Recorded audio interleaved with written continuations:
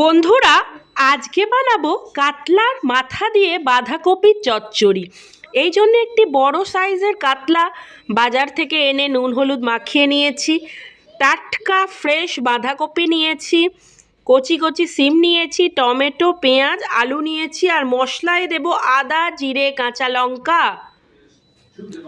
গ্যাসে বাঁধাকপি ভাপাতে বসিয়েছি।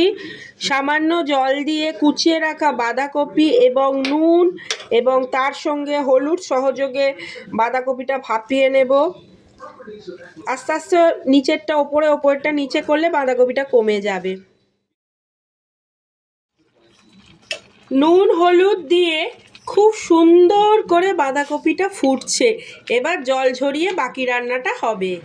কড়াইয়ের উত্তপ্ত সর্ষের তেলের মধ্যে মুড়োগুলো ছাড়লাম।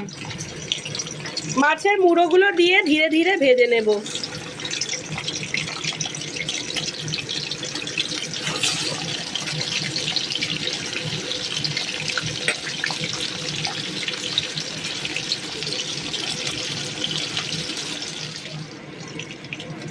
দেখতে পাচ্ছেন মুড়োগুলো ভাজা হয়ে গিয়েছে। এবার তুলে নেব, মুড়োগুলো তুলে নেব। আর এইদিকে পেঁয়াজ ও টমেটো, যেই পেঁয়াজ ও টমেটোগুলো নিয়েছিলাম, পেঁয়াজ ও টমেটো মিক্সারে বেটে নেব।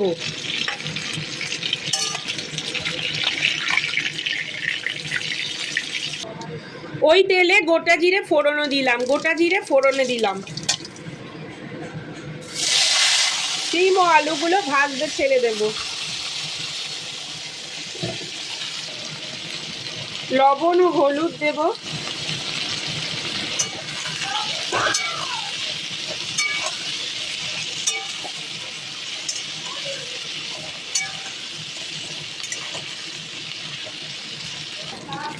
দেখতে পাচ্ছেন কি সুন্দর ভাজা হয়ে গিয়েছে। এবার মশলা যোগ কর। আদা, জিরে, কাঁচা লঙ্কা বাটা দিলাম। আদা, জিরে, কাঁচা লঙ্কা বাটা।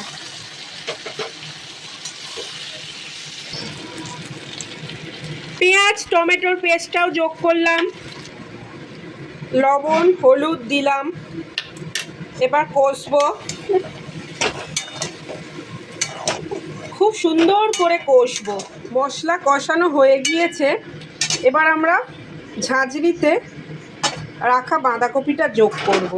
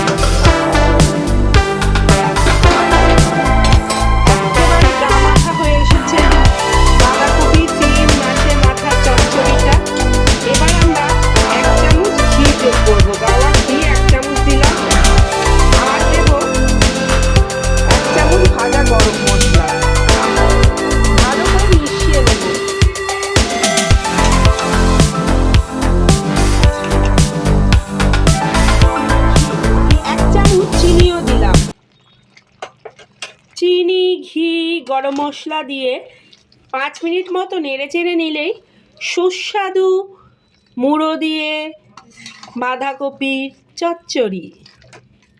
বন্ধুরা, রেসিপিটা দেখে নিয়েছেন। শীতকালীন টাটকা বাঁধাকপি সিম সহযোগে কাতলার মাথা দিয়ে বাঁধাকপির চচ্চড়ি। সবাই বানাবেন আর খুব ভালো থাকবেন।